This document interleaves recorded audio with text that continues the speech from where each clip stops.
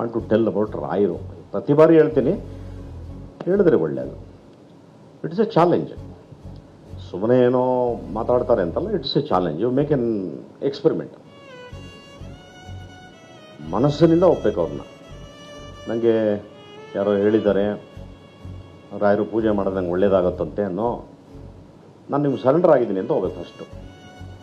ಹೆಂಗೆ ಸರೆಂಡರ್ ಆಗಬೇಕು ಅಂದರೆ ಅದರ ರೇಂಜೇ ಬೇರೆ ಇರಬೇಕು, ಸಂಪೂರ್ಣ. ಆ ಥರ ನೀವು ಸರೆಂಡರ್ ಆಗಿ ಆಮೇಲೆ ನೀವು ಅವ್ರನ್ನ ಕೂತಲ್ಲಿ ನಿಂತಲ್ಲಿ ನೆನಪು ಮಾಡ್ಕೊತಾರೆ. ಅವ್ರನ್ನ ನಾಮಾಕ್ಷರ ಸಾಕು, ಬೇರೆ ಏನು ಬೇಕಾಗಿಲ್ಲ. ಓಮ ಯಜ್ಞ ಅವನ ಯಾವುದೂ ಬೇಕಾಗಿಲ್ಲ. ಓಂ ಶ್ರೀ ರಾಘವೇಂದ್ರಾಯ ನಮಃ ಎಷ್ಟು ಸರಿ ಆಗುತ್ತೋ ಹೇಳ್ಕೊತಾರೆ. ನೀವು ಸ್ಟಾರ್ಟ್ ಮಾಡಿ, ಅವ್ರು ನಾಮಸ್ಮರಣೆ ಮಾಡ್ತಾ ಹೋಗ್ತಾರೆ. ನಿಮಗೆ ಗೊತ್ತಿಲ್ಲದಂಗೆ ಮಿರಾಕಲ್ಸ್ಗಳು ಸ್ಟಾರ್ಟ್ ಆಗುತ್ತೆ. ನಾನು ಅವರ ನಾಮಸ್ಮರಣೆ ನನಗೆ ದಾನ ಕೊಟ್ಟಂಥ ನಮ್ಮ ತಾಯಿನ ನಾನು ಸದಾಸರ ಕಾಲವನ್ನು ನೆನೆಸ್ಕೊತೀನಿ ನಾನು. ಯಾಕಂದರೆ ನಾವೆಲ್ಲ ಬಾಲ್ಯದಲ್ಲಿ ಅಂಥ ಒಳ್ಳೆಯ ಸಂಪರ್ಕದಲ್ಲಿ ಇದ್ದವರೆಲ್ಲ, ಎಲ್ಲ ಪೋಲಿಗಳು, ತೀಟೆ. ನಮ್ಮ ತಾಯಿಗೆ ಇದ್ದಿದ್ದು ಒಂದೇ ಮಾರ್ಗ, ಇವನಿಗೆ ಏನಾದರೂ ರಾಯರ ಬಗ್ಗೆ ಅವನಿಗೆ ತಿಳಿಸ್ಬಿಟ್ರೆ ಬಹುಶಃ ಚೇಂಜ್ ಆಗ್ಬೋದೇನೋ ಅವನು ಅಂತಲೇ ಏನೋ ಅವಳು ಪರಮ ರಾಯರ ಭಕ್ತೆ ನಮ್ಮಮ್ಮ. ಹಾಗಾಗಿ ನನಗೆ ಆ ಕಾಲದಲ್ಲೇ 500 ರೂಪಾಯಿ ಕೊಟ್ಬಿಟ್ಲು. ಹೋಗಪ್ಪ ನೀನು ರಾಯರು ಮಠಕ್ಕೆ ಹೋಗು ಅಂತ. Don't believe. ನಾನು ಹೋಗ್ಬೇಕಾದ್ರೆ ಈ ಟ್ರಿಪ್ಗೆ ಹೋಗ್ತಾರಲ್ಲ ಆ ಥರ ಎಲ್ಲ ಬಟ್ಟೆ ಎಲ್ಲ ಪ್ಯಾಕ್ ಮಾಡ್ತಾಯಿದ್ದೆ. ಅವ ನಮ್ಮ ತಾಯಿ ಅಂದರು, ನೀನು ಈ ಥರ ಎಲ್ಲ ಟ್ರಿಪ್ಗೆ ಹೋಗೋ ಥರ ಎಲ್ಲ ಅಲ್ಲಿ ಹೋಗ್ಬಾರ್ದು ಅವ್ರ ಹತ್ರ. ನೀನು ಏನೂ ಇಲ್ಲ ಅಂತ ನೀನು ಹೋಗ್ಬೇಕು ಮಗನೇ, ನಿನಗೆ ಆ ಮಿರಾಕಲ್ ಚೆನ್ನಾಗಿರುತ್ತೆ, ಹೋಗು ನೀನು ಅನುಭವಿಸ್ಬೇಕದನ್ನು ಅಂತ ಹೇಳಿ ನಮ್ಮ ತಾಯಿ, ಮಹಾನ್ ದೇವತೆ ನಮ್ಮ ತಾಯಿ, ಅವ್ರು ಕಳಿಸೋರು ನನಗೆ. ನಾವು ಹೋದಾಗ ಯಾರು ಪರಿಚಯ ಇಲ್ಲ ನನಗೆ. ಸೊ ಅಲ್ಲಿ ಹುಬ್ಬಳ್ಳಿ ಧರ್ಮಛತ್ರ ಅಂತ ಒಂದು ಛತ್ರ ಇವತ್ತು ಇದೆ. 25 ಪೈಸಾ ಬಾಡಿಗೆಯಲ್ಲಿ, ಹಾಸಕ್ಕೆ 25 ಪೈಸಾ, ರೂಮ್ ನಂಬರ್ 8. ಈಗಲೂ ಹೋಗಿ ನೋಡ್ಕೊಬೋತೀನಿ ನಾನು, ಯಾವಾಗ ಹೋದ್ರೂ ನೋಡ್ತೀನಿ ಹೋಗಿ. ಅಲ್ಲಿ ಹೋಗಿ ಸೇರಿಕೊಂಡೆ. ಮಠದಲ್ಲಿ ಊಟ, ಆಮೇಲೆ ಅಲ್ಲಿ ನಮ್ಮ ಮಠದ PR ಅವರು ಮಾವನವರು ಅಲ್ಲೊಂದು ಟೆಂಟ್ ಇಟ್ಟಿದ್ರು. ಸಂಜೆ ಆದರೆ ಪಿಕ್ಚರು, ಹುಚ್ಚು ನೋಡಿ ಹೆಂಗಿದೆ. ಆದರೆ ಅಲ್ಲೆಲ್ಲ ಬರೀ ತೆಲುಗು ಪಿಕ್ಚರ್, ವಾಟುಳ ಪುಣ್ಣಮ್ಮ ಆ ಥರ ಏನೇನೋ ಹೆಸರುಗಳು, ಸುಮ್ಮನೆ time pass ಕೂತ್ಕೊಳ್ಳೋದಷ್ಟೇ.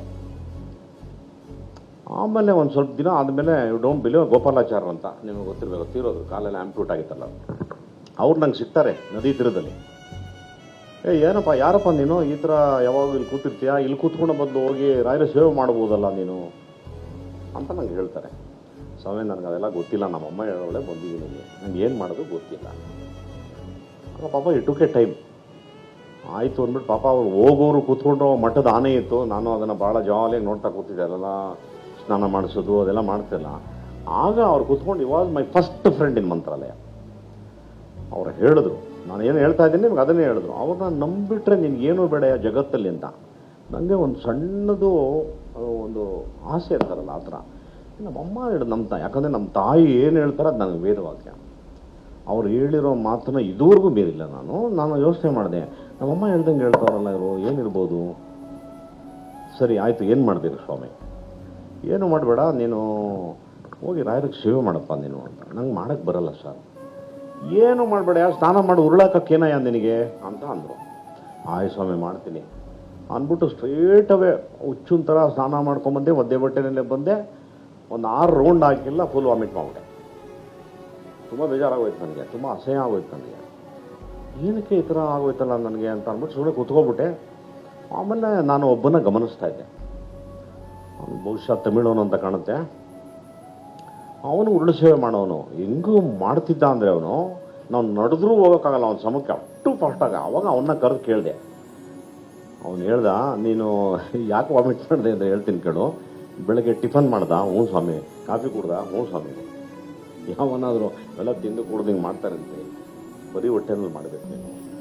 So next day I started, nothing happened. ನಂಗೆ ತುಂಬ ಇಷ್ಟ ಆಯಿತು. ಆಮೇಲೆ ಹೆಣ್ಮಕ್ಳು ಹೆಜ್ಜೆ ನಮಸ್ಕಾರ ಆಗ್ತಾಯಿದ್ರು. ಸರ್ ನಾನು ಟ್ರೈ ಮಾಡೋಣ, ಹೆಜ್ಜೆ ನಮಸ್ಕಾರ ಮಾಡಿದೆ. ಮೂಲೆ ನಮಸ್ಕಾರ ಆಗ್ತಾಯಿದ್ರು, ಮೂಲೆ ನಮಸ್ಕಾರ ಮಾಡಿದೆ. ಒಂದೊಂದು ದಿನ ಒಂದೊಂದು ಸೇವೆ, ಭಾಳ ಬ್ಯೂಟಿಫುಲ್ ಆಗಿತ್ತು. ಆಗ ಅಲ್ಲಿ ತ್ರಿಧಾಮ ಅಂತ ಒಂದು ಲಾಡ್ಜ್ ಇದೆ. ಆ ತ್ರಿಧಾಮ ಲಾಡ್ಜಲ್ಲಿ ಪಕ್ಕದಲ್ಲಿ ಒಬ್ಬರು ಈ ಸರ ಎಲ್ಲ ಮಾಡ್ತಾಯಿದ್ರು, ತುಳಸಿ ಸರ ಎಲ್ಲ ಮಾಡ್ತಾಯಿದ್ರು. ಅವ್ರು ನಂಗೆ ಪರಿಚಯ ಆದರು. ಸೊ ಅವ್ರಿಗೆ ಅದೇನು ಪ್ರೀತಿ ಆಯಿತು, ಬರೀ ಕತ್ತಲ್ಲಿದ್ದೆ ಕಣೆಯ, ನೀನೊಂದು ತುಳಸಿ ಮಾಲೆ ಹಾಕೋಣ. ಸ್ವಾಮಿ ಕಾಸು ಒಂದು, ನೀನು ಕಾಸು ಕೊಡಬೇಡ, ಇಟ್ಕೋ, ಅದಕ್ಕೆ ಮುಂಚೆ ಹೋಗಿ ರಾಯರ ಮುಂದೆ ಇಟ್ಟುಬಿಟ್ಟು ಅವ್ರಿಗೆ ಪ್ರಾರ್ಥನೆ ಮಾಡಿ ಹಾಕುವ. ಹಾಗೇ ನನ್ನ ಸಂಬಂಧ ಶುರುವಾಗಿದೆ. ನಾನು ಆಗ ಈ ಶ್ರೀಗಳನ್ನ ನೋಡಿದಾಗ ಭಾಳ ಸಣ್ಣವರಿದ್ದರು, ತುಂಬ ಕ್ಯೂಟ್ ಆಗಿದ್ರು ನೋಡೋಕ್ಕೆ.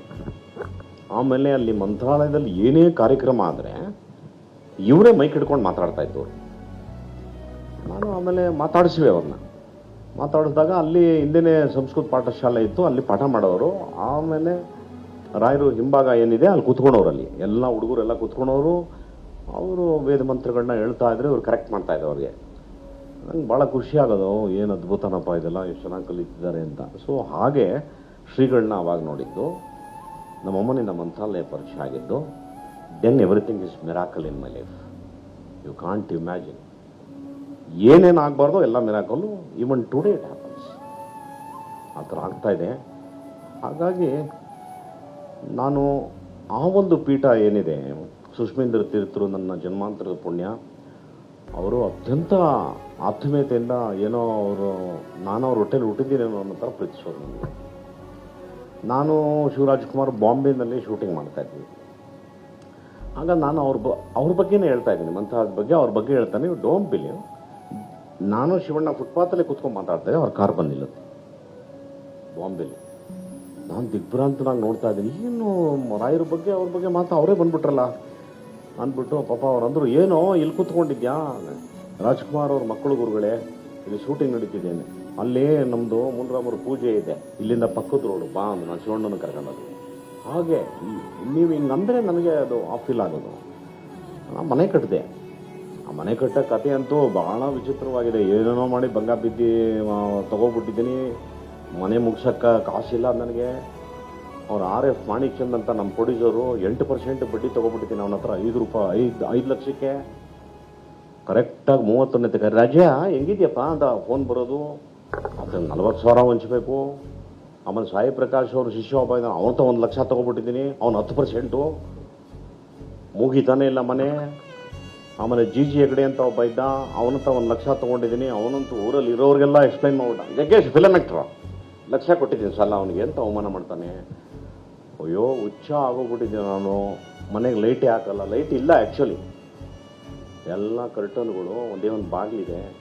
ನಮ್ಮ ಚಿಕ್ಕ ಮಗ, ಅವನಿಗೆ ವಾಚ್ಮ್ಯಾನ್ ಥರ ಇಟ್ಟಿದ್ದೀನಿ. ಯಾರಾದರೂ ಸಾಲ ಕೊಡೋರು ಬಂದರೆ ನಮ್ಮ ಡ್ಯಾಡಿ ಇಲ್ಲ ಅಂತ ಹೇಳು ಅಂತ ಇಟ್ಟಿದ್ದೆ. ನಮ್ಮ ಯತಿರಾಜ ನಿಂತ್ಕೊಂಡು ಡ್ಯಾಡಿ ಇಲ್ಲ ಅನ್ನೋನು, ಅದು ನಮ್ಮ ಸಿಗ್ನಲ್ಲು. ಈ ಥರ ಪರಿಸ್ಥಿತಿ. ಒಂದಿನ ತುಂಬ ಹತ್ಬಿಟ್ಟೆ ನಾನು. ಭಾಳ ಬೇಜಾರಾಗೋಯ್ತು ನನಗೆ. ಏನ್ರಿ ಇಷ್ಟು ಪಿಕ್ಚರ್ ಮಾಡ್ತಾ ಇದ್ದೀನಿ, ಏನು ಬರೀ ಬಡ್ಡಿಗಳು ಕಟ್ಕೊಂಡು ಇದು ಮಾಡೋದು ಅಂದ್ಬಿಟ್ಟು. ಇವು ಡೋಂಟ್ ಬಿಲೀವ್, ರಾಯರು ಫೋಟೋಗೆ ತಲೆ ಚೆಚ್ಕೊಬಿಟ್ಟೆ ನಾನು. ಅಷ್ಟು ಕೋಪ ಬಂದ್ಬಿಡ್ತು ನನಗೆ. ಇಂಥ ಬ್ಯೂಟಿಫುಲ್ ನಡೆಯುತ್ತೆ ಒಂದು ಸಂಜೆ ಅಂದರೆ. ಒಬ್ಬ ವ್ಯಕ್ತಿ ಬರ್ತಾನೆ, ಜೋರಾಗಿ ಧ್ವನಿನಲ್ಲಿ ಎದುರುಗಡೆಯವರಿಗೆ ಅಡ್ರೆಸ್ ಕೇಳ್ತಾನೆ.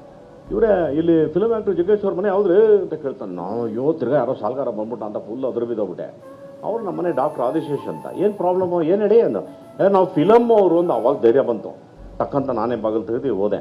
ನಮಸ್ಕಾರ ಸರ್ ಅಂದೆ. ಜಗ್ಗೇಶ್ ಅವರೇ ಎಲ್ಲೆಲ್ರಿ ಹುಡ್ಕೋದು ನಿಮ್ಮನ್ನು? ಇಲ್ಲ ನಿಮ್ಮ ಮನೆ ಅಂದರು. ಹ್ಞೂ ಸರ್ ಇಲ್ಲೇ ಸರ್ ಮನೆ. ಹೌದಾ, ಭಾಳ ಸಂತೋಷ, ನಾನೊಂದು ಫಿಲಮ್ ಮಾಡಬೇಕು ಅಂತ ಬಂದಿದ್ದೀನಿ ನಿಮ್ಮನ್ನ ಹಾಕ್ಕೊಂಡು ಅಂದರೆ. ರೋಮಾಂಚನ ಆಗ್ತಾಯಿದೆ ನನಗೆ. ಸರಿ ಆಯಿತು ಬನ್ನಿ ಒಳಗೆ ಕೂತ್ಕೊಂಡು ಮಾತಾಡೋಣ. ನಾನು ಹೇಳಿದೆ, ಸರ್ ಬೇಡ ಸರ್ ಒಳಗಡೆ. ಯಾಕೆ ಸರ್? ನಮ್ಮ ಮನೆಗೆ ಕಿಟಕಿ ಬಾಗಿಲುಗಳೇ ಇಲ್ಲ, ಎಲ್ಲ ಕರ್ಟನ್ಗಳು ಹಾಕಿದ್ದೀನಿ. ಆಮೇಲೆ ನೋಡ್ಬಿಟ್ಟು ಸಂಬಳ ಕಮ್ಮಿ ಕೊಟ್ಬಿಟ್ರೆ ನನಗೆ ಹಿಂಸೆ ಆಗ್ಬಿಡುತ್ತೆ ಅಂದ. ಪಾಪ ಅವ್ರು ಹಂಗೇ ನೋಡಿದ್ರು. ಇಲ್ಲಪ್ಪ ನಾನು ಆ ಥರ ಇಲ್ಲ, ನಾನು ಫಸ್ಟ್ ಪಿಕ್ಚರ್ ತೆಗಿತಾ ಇದ್ದೀನಿ, ಬಾ ಒಳಗಡೆಯಿಂದ ಕೂತ್ಕೊಂಡು ಹಿಂಗೇ ನೋಡ್ತಾ ಇದ್ದಾರೆ ಮನೆಯೆಲ್ಲ. ತುಂಬ ಹರ್ಟ್ ಆಯ್ತು ಅವ್ರಿಗೆ. ಎಷ್ಟು ಆನೆಸ್ಟ್ ಇದ್ದೀರಿ ನೀವು, ಫಿಲಮಲ್ಲಿ ಅಷ್ಟು ಚೆನ್ನಾಗಿ ನಗಿಸ್ತೀರಿ, ಇಲ್ಲಿ ಬಂದು ಎಷ್ಟು ಸತ್ಯ ಹೇಳಿದ್ರಿ, ನಂಗೆ ತುಂಬ ಸಂತೋಷ ಆಯಿತು ನಿಮಗೆ. 1 ನಿಮಿಷ ಅಂತ ಇಲ್ಲಿ ಗೋ ಔಟ್ಸೈಡ್, ಇಲ್ಲಿ ಬ್ರಿಂಗ್ ಎ ಬಂಡಲ್. ಆವಾಗ 5 ಲಕ್ಷ ಸಂಬಳ ನನಗೆ.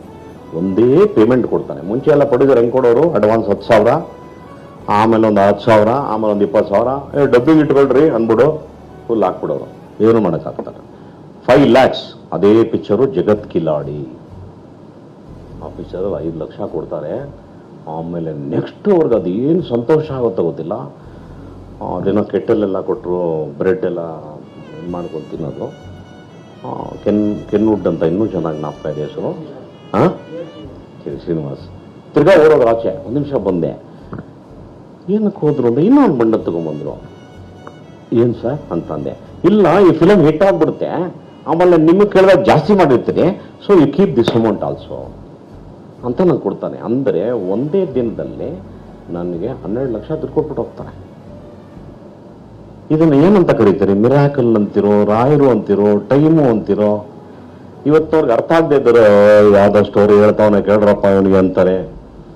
ಯಾರ್ಯಾರಿಗೆ ಕಾಫಿ ಕುಡಿದು ಆನಂದ ಪಟ್ಟಿರ್ತಾನೆ ಅವನು ಮಾತ್ರ ಕಾಫಿ ರುಚಿ ಗೊತ್ತು. ಕುಡಿದೇ ಇತ್ತು ಅಂತ ಬಂದು ಚರ್ಚೆ ಮಾಡಿದ್ರೆ ಕಾಫಿ ಹೆಂಗಿದೆ, ಅದು ಯಾವುದೋ ಡಬ್ಬ ಥರ ಇದೆ, ಏನ್ರಿ ಅದು ಕರ್ರಗಿದೆ, ಆಮೇಲೆ ಹಾಲಾಕರೆ ಮಾತ್ರ ಕಲರ್ ಬರುತ್ತೆ, ಕುಡಿದ್ಬಿಟ್ಟು ತಲೆನೋವು ಹೋಗ್ಬಿಡುತ್ತೆ, ವಾದ ಮಾಡ್ತಾನೆ. ಯಾಕೆ ಅವ್ನಿಗೆ ಗೊತ್ತಿಲ್ಲ. ಇದೇ ಜಗತ್ತು. ಗೊತ್ತಿರೋನಿಗೆ ಗೊತ್ತಿಲ್ಲದಿದ್ದವನಿಗೆ ಈ ಥರ ನನ್ನ ಬದುಕಲ್ಲಿ ಆದಂಥದ್ದು. ಎಷ್ಟು ಆನಂದವಾಗಿ ಒಂದು ಮನೆ ಮುಗಿಸ್ಬೇಕು ಅಂದ್ಕೊಂಡವನು 3 ಮುಗಿಸ್ತೀನಿ.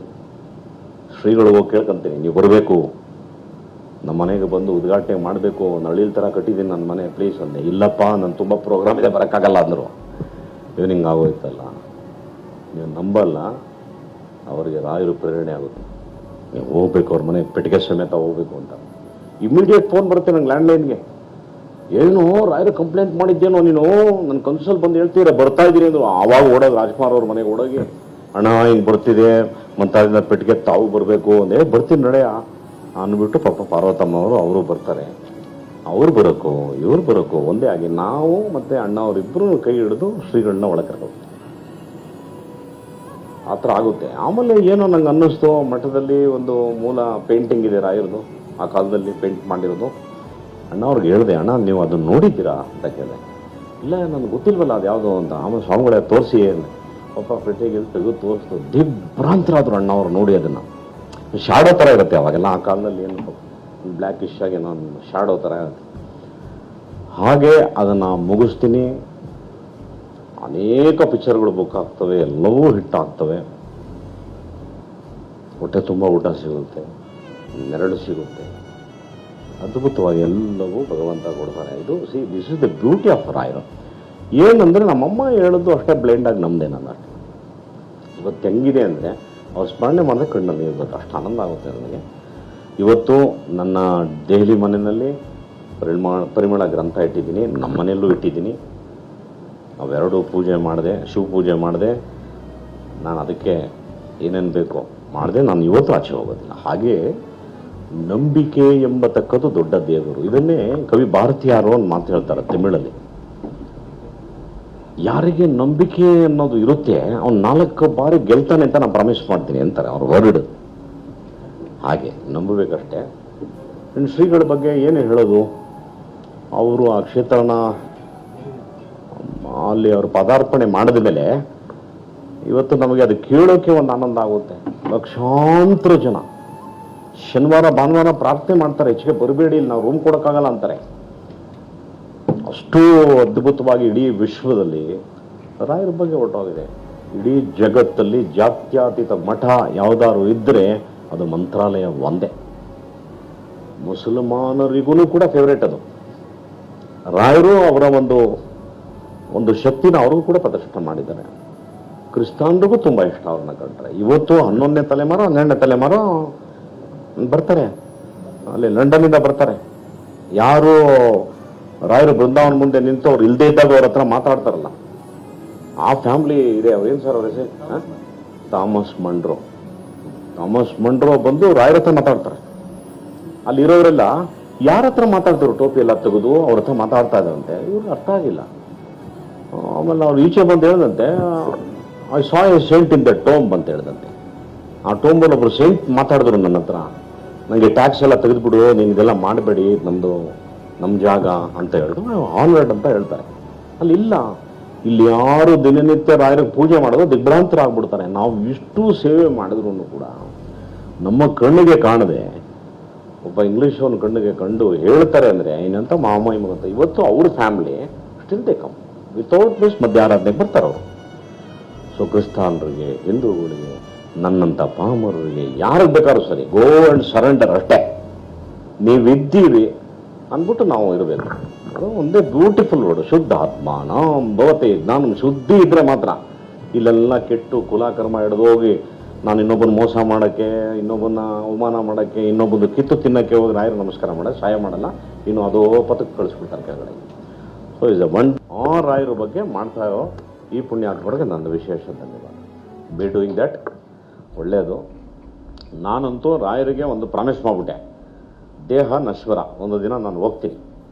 ನಾವು ಹೋದಾಗ ಸುಮ್ಮನೆ ಹೋಗ್ಬಾರ್ದು, ನನ್ನ ಲಾಸ್ಟ್ ಬ್ರೆತ್ವರೆಗೂ ನೀವು ಇರ್ಬೇಕು ನನ್ನ ಜೊತೆಗೆ ಅಂದ್ಬಿಟ್ಟು ಇಲ್ಲಿ ಅವ್ರಿಗೆ ದೊಡ್ಡ ಹಸ್ತಾಕ್ಷರ ಹಾಕ್ಸಿದ್ದೀನಿ, ಇಲ್ಲಿ ರಾಯರನ್ನ ಹಾಕ್ಸಿದ್ದೀನಿ. Till the end will be with me ಅನ್ನೋ ದೊಡ್ಡ ನಂಬಿಕೆ ನನಗಿದೆ. ಅಷ್ಟು ಸಾಕು. ಎಲ್ಲ ಕಡೆ ಸರ್ವಂ ರಾಘವೇಂದ್ರಮಯ. ಒಳ್ಳೆಯದಾಗಲಿ.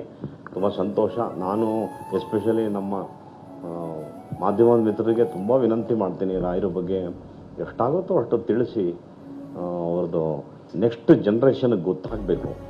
ಯಾಕಂದರೆ ಹೋಗ್ತಾ ಹೋಗ್ತಾ ಇವತ್ತು ಭಕ್ತಿಗಿನ ಮೆಟೀರಿಯಲಿಸ್ಟಿಕ್ ಜಾಸ್ತಿ ಆಗ್ತಾ ಇದೆ.